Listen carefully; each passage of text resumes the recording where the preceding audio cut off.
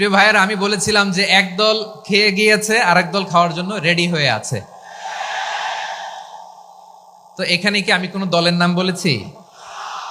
বাংলাদেশে 48টা প্রায় নিবন্ধিত রাজনৈতিক দল, কোন দলের নাম আমি বলিনি।